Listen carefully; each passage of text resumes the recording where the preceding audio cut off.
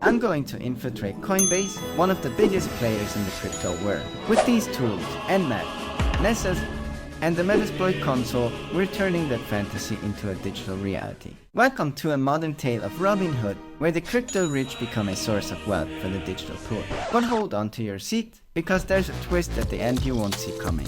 Are you in for this thrill ride? I first run a quick scan with NMAP to check out what kind of ports are open and available for us, and what services are running on those ports. Great, I now know that there is a website running on Coinbase.com. The other ports are either closed or blocked by a firewall. So I've gathered exactly zero information. Well, time to check the website then. I pull up my trusty Burp Suite Pro and start clicking on the website to gather some traffic in my proxy. At the same time, I spin up Burp's web crawler to find possible attack vectors.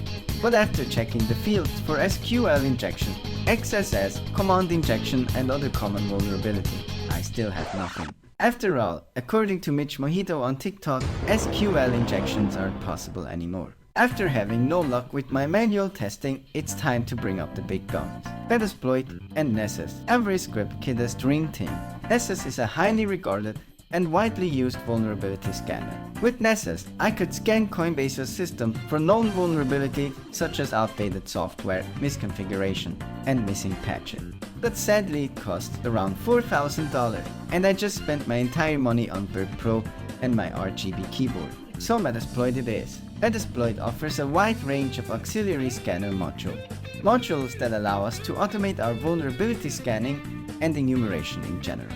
There are so much of those, I can't even fit them all into the screenshot because my software crashes if I do. Since Coinbase.com obviously has a website, I'll take a closer look at what kind of auxiliary modules we can use for that. Luckily, it offers a range of HTTP scanner modules, all starting with auxiliary/scanner/HTTP. There are modules for scanning SSL certificate, directory listing vulnerabilities, web app authentication bypass, HTTP login brute forcing, and even a Tomcat Manager login brute forcer. Since I already found a login page in my previous enumeration, I'll just spin up the HTTP login brute force module and try to break in that way. To do so, I use the HTTP login module and set the rhost to login.coinbase.com and the author to sign in. After running for a while, I get no valid credentials. Time to try the Tomcat Manager login brute forcer. This time, I use the Tomcat MGR login module and set the rhost to coinbase.com and the rport to 443 and let it run. And after a quick run, I find that they're using the default credentials. Now I can log in into the Tomcat Manager and upload my reverse shell payload as a WAR file and connect to it. If you want a full video on that, leave a comment and a like down below. But it seems that my reverse shell is not enough.